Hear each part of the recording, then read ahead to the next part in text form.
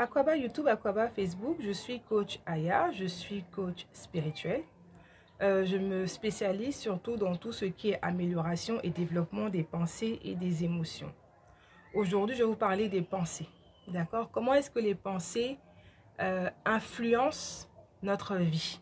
Mais vraiment, comment est-ce que les pensées influencent notre vie? Les pensées, ce sont si vous voulez, la pensée, elle n'est pas matière. D'accord? C'est quelque chose que nous avons dans la tête. Nous avons cela dans notre esprit. C'est quelque chose que nous n'arrivons pas à voir ni à toucher jusqu'à ce qu'on pose des actions. Et ce sont ces actions-là qui vont nous permettre de matérialiser nos pensées. Donc, lorsque nous avons des pensées et que nous prenons le temps de nourrir ces pensées, ça veut dire que nous prenons le temps de réfléchir à ces pensées. Nous prenons le temps de vraiment méditer sur ces pensées, se concentrer sur ces pensées. Ce qui se passe, la pensée prend forme. Elle prend forme en nous. Et lorsqu'elle prend forme en nous, cette forme-là, elle représente une entité que l'on crée en nous. Cette entité que l'on crée en nous, grâce à la pensée, elle va attirer les circonstances vers nous. C'est pour ça qu'il est dit que l'on attire ce que l'on est. Je prends un exemple. Disons que vous êtes une personne, vous êtes obsédé. On va dire ça comme ça, obsédé par l'argent. Vous voulez vous faire de l'argent. Vous avez envie de vous faire de l'argent. Bon, je ne sais pas pourquoi, mais vous voulez vous faire absolument de l'argent. Donc, votre pensée dominante va être « je veux me faire de l'argent ». Donc, en permanence, la pensée qui est dans votre esprit, dans votre cœur, c'est comment me faire de l'argent, comment me faire de l'argent, comment me faire de l'argent. D'accord? Et à force de répéter, d'être obsédé par ce besoin de créer de l'argent dans sa vie, d'avoir de l'argent, cette pensée-là, vous êtes en train de la nourrir. C'est comme ça que vous nourrissez une pensée. Donc, la pensée, elle va commencer toute petite. Il y a une situation qui se présente à vous. Et vous regardez la situation et vous vous dites, c'est l'argent qui va me permettre de sortir de cette situation. Donc ça, c'est la graine. D'accord? La pensée petite, c'est j'ai besoin d'argent. C'est une petite pensée comme ça. Et donc, au fur et à mesure que vous allez évoluer dans cette pensée, parce que vous voulez résoudre votre problème, vous allez continuer à penser à j'ai besoin d'argent, il me faut de l'argent, il me faut de l'argent, il me faut de l'argent. À continuer à penser comme ça, qu'est-ce que vous êtes en train de faire? Vous êtes en train de nourrir la graine. La graine de « il me faut de l'argent, il me faut de l'argent, il me faut de l'argent ». Donc, vous nourrissez la graine. Ce qui veut dire que le plus vous mettez d'efforts, d'énergie, d'émotion dans le fait qu'il me faut de l'argent, le plus cette pensée-là, elle grandit, elle grandit, elle grandit et elle prend forme. Et quand elle prend forme en vous. Cette forme-là, on peut voir ça comme s'il y avait un petit génie que vous étiez en train, vous avez, comment dire ça, vous avez mis au monde un génie, le génie de l'argent. Le génie de comment est-ce que je vais avoir de l'argent, qu'est-ce que je dois faire pour avoir de l'argent, d'accord? Et à ce moment-là, quand cette pensée-là vraiment, elle est très dominante et qu'elle a pris vraiment forme en vous, elle va commencer maintenant à vous apporter des idées, à attirer en fait des idées vers vous, pour résoudre votre problème, par exemple, d'argent. À attirer vers vous des personnes qui peuvent éventuellement vous aider à trouver une idée ou bien une manière de faire pour avoir de l'argent. D'accord? Donc, c'est comme ça que les pensées fonctionnent. Ça, ce sont nous qui créons ces pensées-là. Donc, nous, avec notre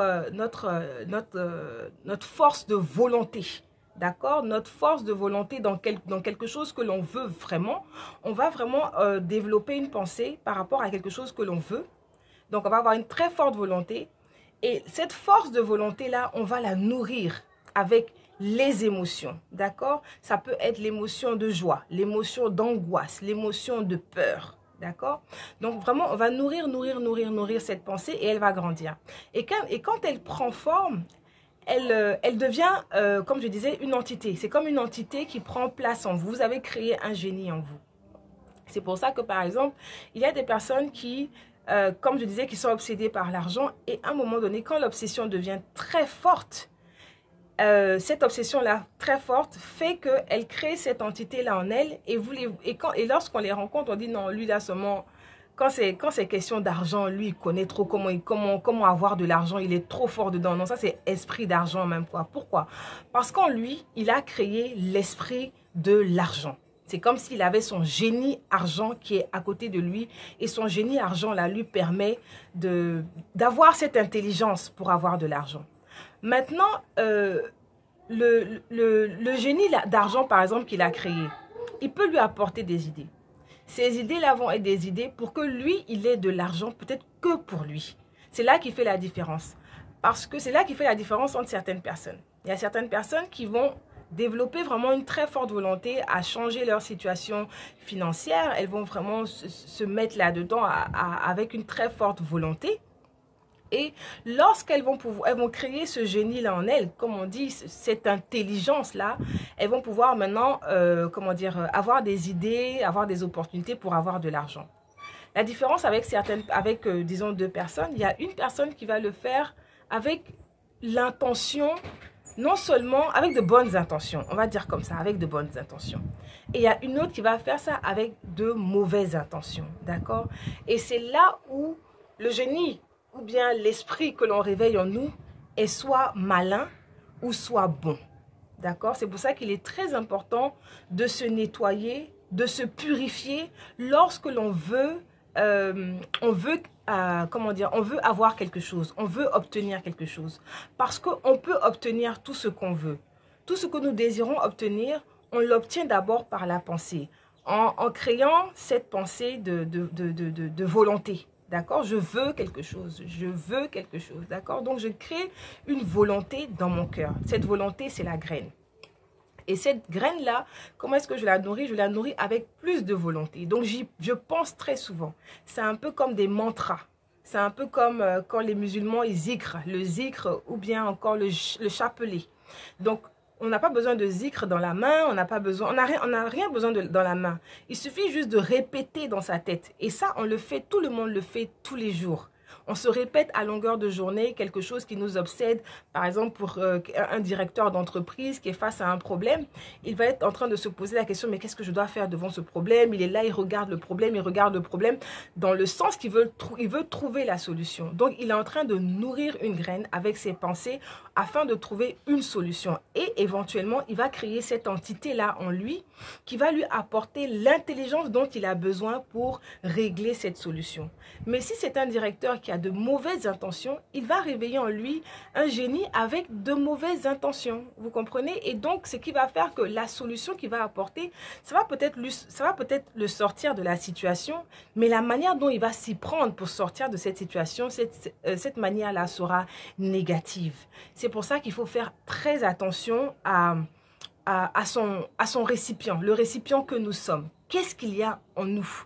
D'accord? C'est très important de se poser la question d'abord. Quand vous avez une volonté, une certaine volonté, par exemple, vous allez dire que oui, je veux un homme dans ma vie.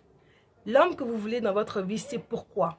Vraiment, il faut que votre cœur, vos intentions soient pures. Parce que vous allez certainement avoir l'homme. Il n'y a pas de doute que vous allez avoir l'homme, par exemple.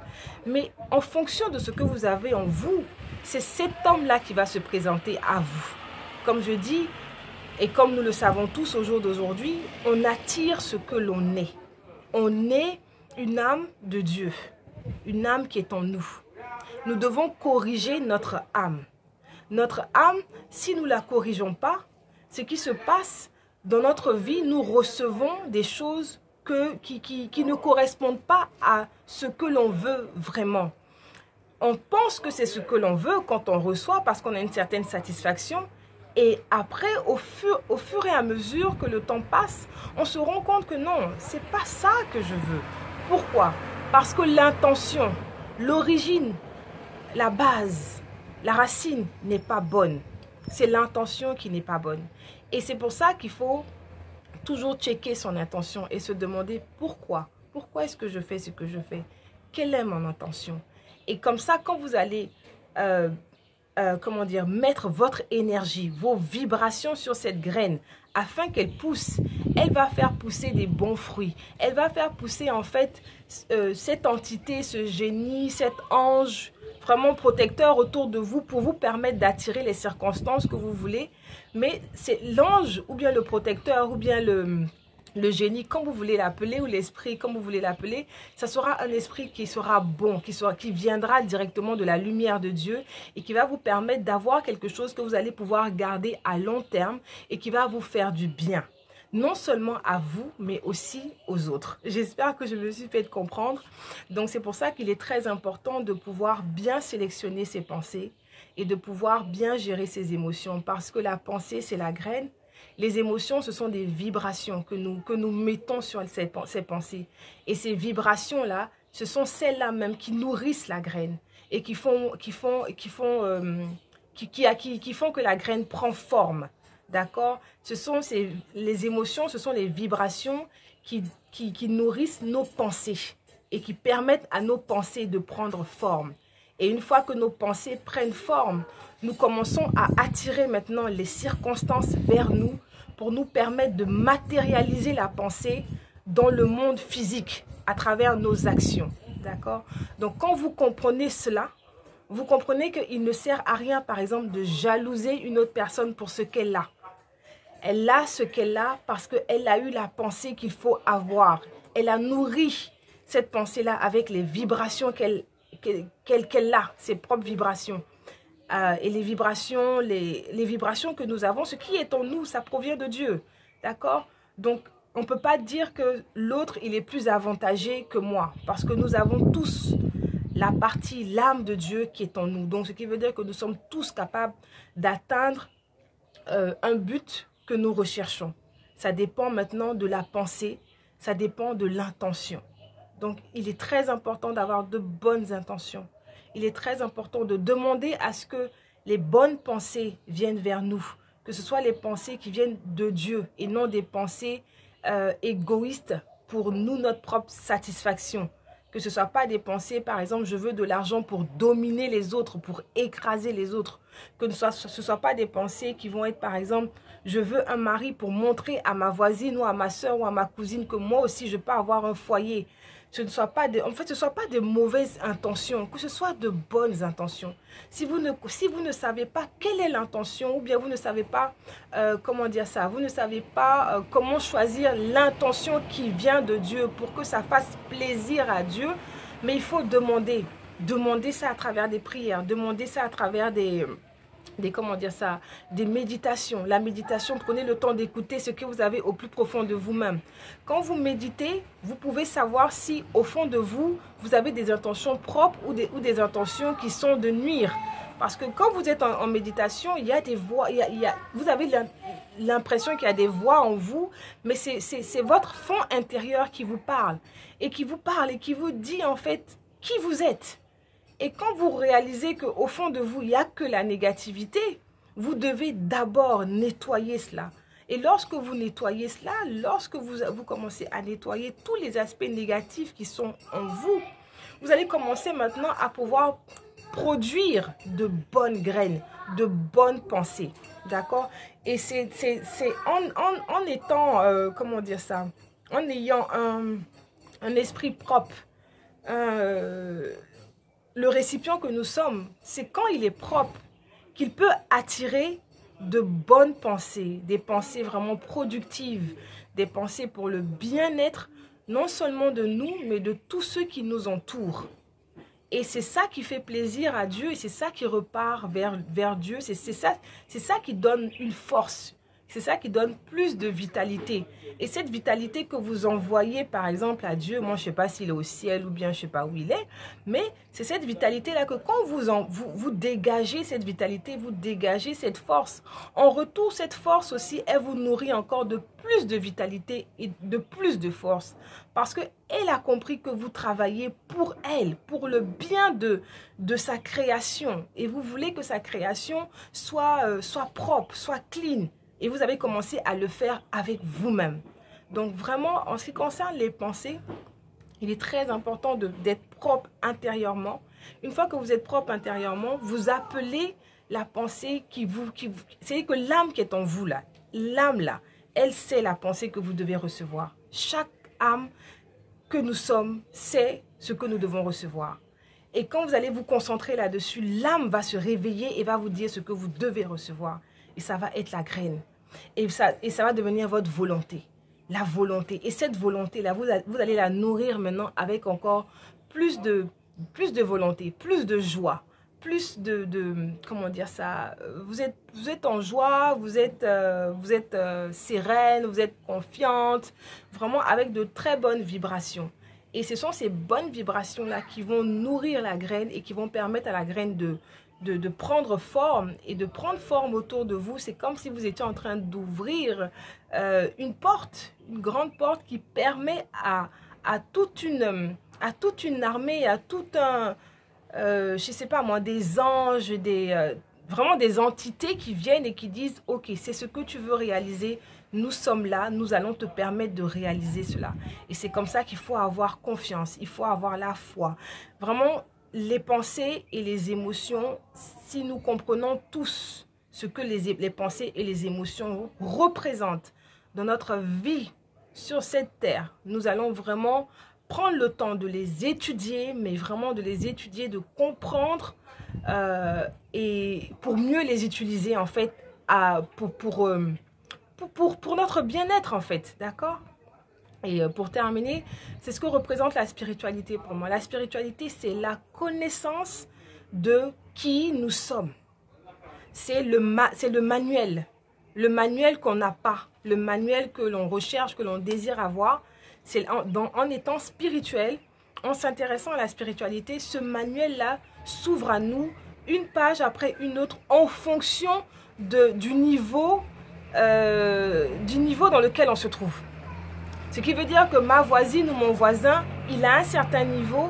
C'est pas qu'il est plus que moi ou il est moins que moi, mais il a un certain niveau. Donc, le manuel va s'ouvrir à une certaine page et il aura certaines informations. Moi aussi, je suis à un certain niveau, donc mon manuel va s'ouvrir à une certaine page et ainsi de suite. Donc, lorsque vous êtes dans votre marche spirituelle, vous devez comprendre que c'est personnel. C'est personnel. Ça ne veut pas dire que vous ne devez pas être en groupe. Si vous devez intégrer un groupe, c'est très bien d'intégrer un groupe parce que le plus vous êtes, le plus il y a une force en fait qui se crée. D'accord? Mais au final, c'est quoi? C'est que c'est personnel. C'est que par exemple, si vous prenez votre vie, vous regardez votre vie, vous vous posez des questions sur votre vie et vous voulez regarder l'aspect spirituel qui va vous permettre d'évoluer, c'est de façon personnelle que vous allez pouvoir le faire. C'est pas nécessairement, je veux dire, un maître, un guide. Par exemple, moi qui suis un coach, on peut vous aider. Moi, je ne me mets pas au niveau de maître ni de guide. Hein. Je ne suis pas là-bas, mais j'aspire à le devenir. Vous comprenez? Donc, ce qui veut dire que, par exemple, moi, quand vous venez vers moi, je peux vous aider, mais je ne suis pas la solution parce que c'est vous qui êtes la solution. Mon aide, ça va être de vous faire comprendre qu'il y a des saletés peut-être qui sont en vous. On va nettoyer ces saletés-là. On va s'en débarrasser. On va faire de vous un récipient qui est pur et qui est prêt à recevoir. Afin que lorsque vous êtes prêt à recevoir et que vous commencez à recevoir, vous ne recevez. Si vous n'allez pas... les fruits ne soient pas des fruits néfastes, négatifs. C'est pour ça, ce ne soit pas en fait contraire à ce que vous recherchez. Parce que si vous n'êtes pas pur et qu'au fond de vous, il y a de l'impureté, et que vous essayez de réveiller votre spiritualité, elle va se réveiller, mais ce qui va en sortir, ça va être des choses très négatives et ça va vous fatiguer en fait. C'est pour ça qu'il faut prendre le temps, mais il faut toujours explorer, il faut toujours découvrir, il faut toujours chercher. Et ce qui est bien avec l'âme qui est en nous nous guide, elle nous protège à tout instant. Donc, c'était ça sur la vidéo sur les pensées, les formes pensées. Comme je disais, nous avons des pensées. Cette pensée-là, c'est comme une graine. Et nous arrosons, nous nourrissons ces pensées-là avec notre volonté. Notre obsession de réaliser quelque chose. Donc, quand ça nous obsède, on est vraiment obsédé. On met une forte énergie dans cette pensée et cette pensée, elle prend forme. Et lorsqu'elle prend forme, elle crée des entités autour de nous. Ça, c'est la pensée que nous-mêmes nous créons. Il y a d'autres formes de pensée, il y a d'autres formes d'entités qui se collent à nous, que nous n'avons pas créées, qui se trouvent dans notre espace de vie, que nous ne voyons pas. mais qui s'attache à nous en fonction des émotions et des pensées que nous avons, que nous nourrissons. Et ça, je vous parlerai de ça dans une autre vidéo. Je vous dis merci. N'oubliez pas de souscrire à ma chaîne YouTube, Coach Aya. N'oubliez pas de liker ma page sur Facebook, Aya Coaching. N'oubliez pas aussi de me suivre sur mon blog, mycoachaya.com. Je vous dis encore merci et très bonne journée à vous.